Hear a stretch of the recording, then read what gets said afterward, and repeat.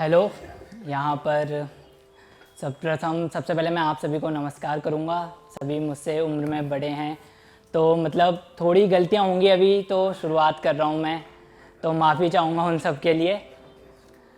तो मैं शुरू करता हूँ एक शेर से। वैसे तो मैं इश्क वगैरह पर भी लिखता हूँ, पर आज कुछ नया लिखा है, उससे शुरुआत करूँगा। हीरे की परख तो सही, पर किसी कोयले की परख जौहरी क्या करेगा। कि हीरे की परख तो सही, पर किसी कोयले की परख जौहरी क्या करेगा।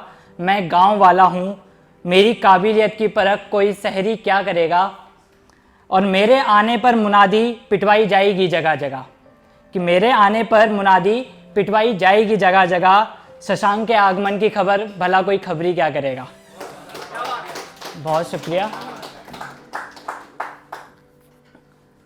तो ये मैंने लिखा है, ये किसी एक छोटे बच्चे की मतलब एक कंपैरिजन है। एक अमीर घर का बच्चा, एक गरीब घर का बच्चा है, तो उसी कंपैरिजन में लिखा है मैंने। ऊंच नीच का खेल कुछ इस तरह दिखाया गया। कि ऊंच नीच का खेल कुछ इस तरह दिखाया गया, उस बच्चे को स्कूल में सबसे अलग बिठाया गया। कि ऊंच नीच का खेल कुछ इस तरह दिखाया गया, उस बच्चे को स्कूल में सबसे अलग बिठाया गया। कोई कारों में घर गया, कोई स्कूटरों में, उस बच्चे को नंगे पैर घर भिजवाया गया। कि कोई कारों में घर गया, कोई स्कूटरों में, उस बच्चे को नंगे पैर घर ले जाया गया। आखिर कैसे जलता वो बड़े घर वालों के जन्मदिन देखकर। आखिर कैसे जलता वो बड़े घर वालों के जन्मदिन देखकर, उस बच्चे को जन्मदिन पर हलवा खिलाया गया। कि उस बच्चे को जन्मदिन पर हलवा खिलाया गया। और बदनसीब ही कहूँगा जो मखमल गद्दों पर सोए। कि बदनसीब ही कहूँगा जो मखमल गद्दों पर सोए, उस खुश्क नसीब को माँ की गोद में सुलाया गया। बहुत शुक्रिया, बहुत शुक्रिया। एक और शेर पढ़ूंगा कि वो है, वो शहर वाले थे अमीरों में गिने गए। कि वो शहर वाले थे अमीरों में गिने गए, हम गांव वाले गरीबों में गिने गए। कि वो शहर वाले थे अमीरों में गिने गए, हम गांव वाले गरीबों में गिने गए। ईमानदारी का झूठा खिताब ले लिया उन्होंने। ईमानदारी का झूठा खिताब ले लिया उन्होंने, हम गांव वाले बेईमानों में गिने गए। और अदालत भी बिक चुकी थी चंद पैसों में। कि अदालत भी बिक चुकी थी चंद पैसों में, वो निरपराध और हम अपराधियों में गिने गए। बहुत शुक्रिया, बहुत शुक्रिया, बहुत शुक्रिया। तो ये आजकल जो चल रहा है, मतलब एक तरीके से ये किसी लड़की क्या सोचती है उसके बारे में लिखा मैंने। कि अकेलेपन में सही, पर उसे अब भीड़ में भी डर लगता है। कि अकेलेपन में सही, पर उसे अब भीड़ में भी डर लगता है। रात के अंधेरे में सही, अब उसे दोपहर में भी डर लगता है। कि अकेलेपन में सही, पर उसे अब भीड़ में भी डर लगता है। रात के अंधेरे में सही, अब उसे दोपहर में भी डर लगता है। और आखिर कितनों से छिपती रहेगी वो।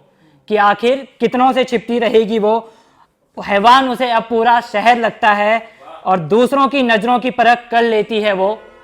कि दूसरों की नजरों की परख कर लेती है वो। जान का खतरा तो उसे अब अपना घर ही लगता है। बहुत शुक्रिया। तो ये जो मैं आखिरी शेर पेश कर रहा हूं, ये मतलब बहुत ही बच्चों की मतलब ज़िंदगी से जुड़ा होता है। मेरी ज़िंदगी से भी एक मतलब ये किस्सा जुड़ा हुआ है। और मतलब आप सब लोग कोई गुजरा होगा इस चीज़ से, तो अपने मतलब कि दिल तक पहुंच जाएगी बात, उम्मीद करूंगा। पेश करता हूं। तो वो बच्चा सब कुछ देख चुका था। वो बच्चा सब देख चुका था, फिर भी वहां से भगाया गया। कि वो बच्चा सब देख चुका था, फिर भी वहां से भगाया गया। अक्सर पूछने पर मना कर दिया करते थे, आज बिन पूछे उसे खेलने भिजवाया गया। कि वो बच्चा सब देख चुका था, फिर भी वहां से भगाया गया। अक्सर पूछने पर मना कर दिया करते थे, आज बिन पूछे उसे खेलने भिजवाया गया। और सामने उसकी माँ सोई थी कफन ओढ़कर। कि सामने उसकी माँ सोई थी कफन ओढ़कर, उस बच्चे को तब नए खिलौनों से बहलाया गया। और ताउम्र आंसुओं का सौदा करना था उसे। कि ताउम्र आंसुओं का सौदा करना था उसे, उस बच्चे को तब गुदगुदा के हंसाया गया। उस बच्चे को तब गुदगुदा के हंसाया गया। बहुत शुक्रिया। ये शेर किसी की मतलब मेरी रियल लाइफ से अटैच है।